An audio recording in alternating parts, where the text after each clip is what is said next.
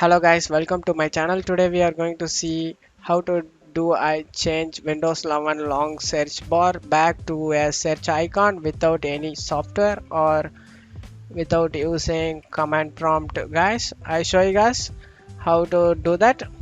Easy method guys. Right click on the taskbar and select taskbar settings.